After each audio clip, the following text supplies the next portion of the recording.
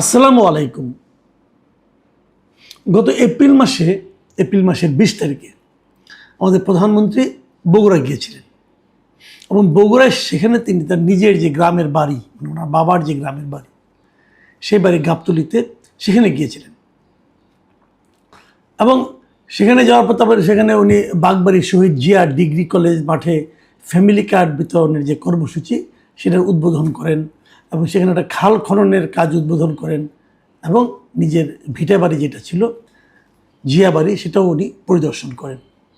তো এই সময়ে উনি যখন গিয়েছিলেন তখন ওখানে একটা ঘটনা ঘটেছিল, যে ঘটনাটা তখন কেউ অতটা গুরুত্ব দেয়নি, কিন্তু এখন এটা আলোচনায় আসছে। আজকে আমি একাধিক মিডিয়ায় এই নিউজটা দেখতে পেলাম। সেই বিষয়টা হলো গাবতলী উপজেলার নসিপুর ইউনিয়ন পরিষদ থেকে চৌকির খাল হয়ে প্রধানমন্ত্রীর প্রত্যেক বাড়ি পর্যন্ত এইটুক জায়গা কাঁচা সড়ক ছিল, আগে মানে মাটির সড়ক ছিল। এখন প্রধানমন্ত্রী ওদিক দিয়ে যাবেন, উনি কাঁচা সড়কে কী করে যাবেন? অতএব ওই সড়কটা ওই 500 মিটার মানে আধা কিলোমিটারের মতো এই রাস্তাটাকে তড়িঘড়ি করে এর মধ্যে ইট বিছানো হয়েছিল। ইট বিছানো যে হয়েছিল, ইন্টারেস্টিং বিষয় হলো এই রাস্তাটা পাকা করার জন্য অলরেডি কিন্তু এলজিইডির পক্ষ থেকে টেন্ডার দেওয়া হয়েছিল, 84 লাখ টাকা বরাদ্দ দেওয়া হয়েছিল এবং সেই বরাদ্দ অনুযায়ী একজনকে ঠিকাদারও নিয়োগ করা হয়েছিল। সেই ঠিকাদারকে বলা হয়েছিল যেটা সে 1 বছরের মধ্যে শেষ করবে, মানে এই বছরের অগাস্টে শেষ হবে। গত বছরের অগাস্টে তাকে কার্যাদেশ দেওয়া হয়েছিল, মানে ওয়ার্ক অর্ডার দেওয়া হয়েছিল, উনি এটা তাড়াতাড়ি শেষ করবেন।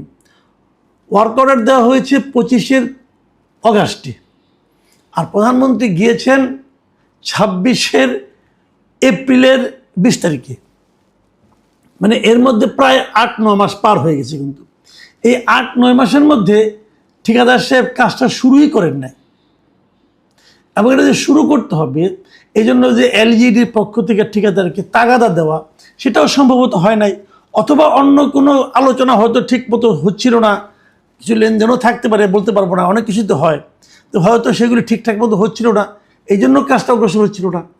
কিন্তু যখন এপ্রিল মাসে জানা গেল যে প্রধানমন্ত্রী যাবেন, তখন উনি কী করতে হবে?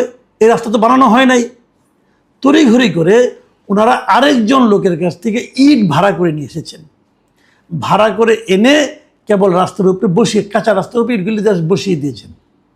সেই ইট বসানো রাস্তা দিয়ে প্রধানমন্ত্রী ওখানে গিয়েছেন, যাওয়ার পর উনি চলে এসেছেন। চলে আসার পরে 7-8 দিন পরে সেই যে ইটগুলি ভাড়া করে আনা হয়েছিল, যার কাছ থেকে ভাড়া করে আনা হয়েছিল, তিনি তার ইটগুলি ওখান থেকে উঠিয়ে নিয়ে চলে গেছেন। তার মানে এই পুরো ঘটনাই কিন্তু এপ্রিল মাসে ঘটেছে। এখন এই আলোচনা এটা আসলো কেন? আসলো এই কারণে যে এর মধ্যে বৃষ্টি হয়েছে, এখন তো বৃষ্টির দিন, বৃষ্টি হচ্ছে, ওই ইট বসানোর জন্য টুকটাক যে সমান করার জন্য একটু একটু খুদাখুদি করা হয়েছিল, ইট উঠিয়ে নেওয়ার পরে সেগুলির মধ্যে বৃষ্টির পানি পড়েছে, পরে একদম ভয়ঙ্কর অবস্থা হয়ে গেছে ওই রাস্তার।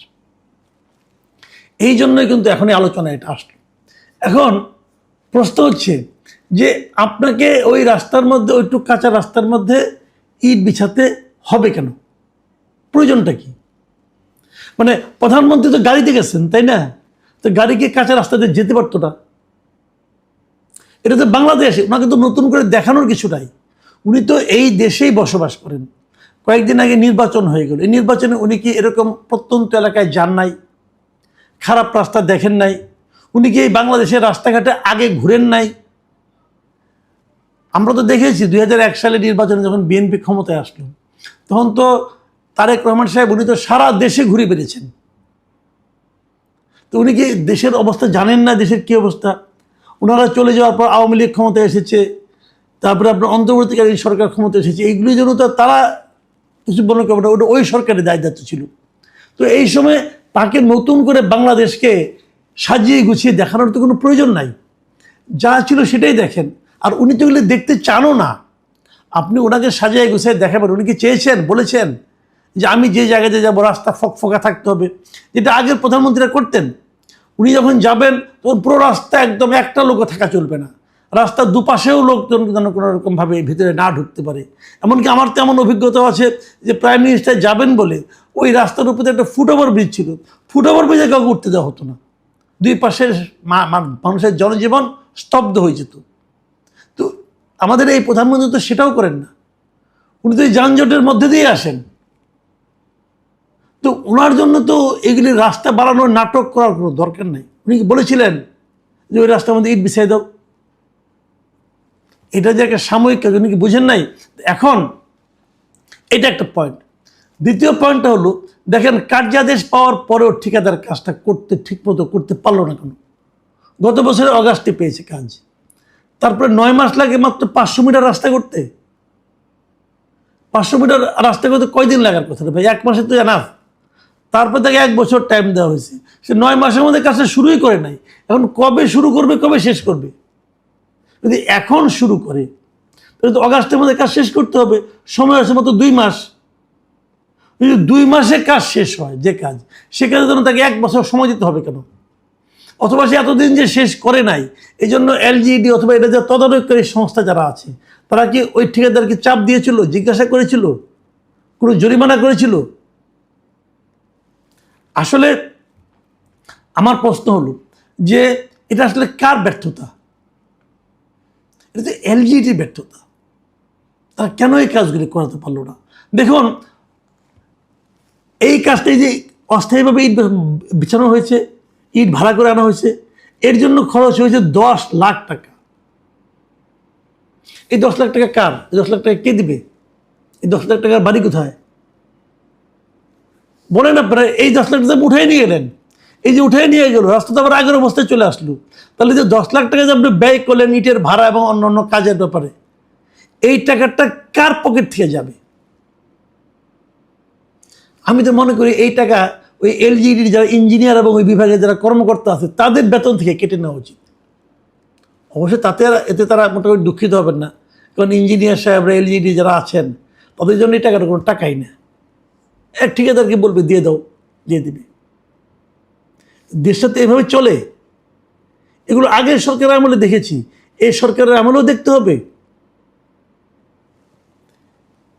আবার আরেকটা কথা বলি, এই যে ইটগুলি একবারে তুলে ফেলা হয়েছে বলেই কিন্তু রাস্তাটা নষ্ট হয়েছে, গর্ত হয়েছে, কাদা হয়েছে, পানি হয়েছে।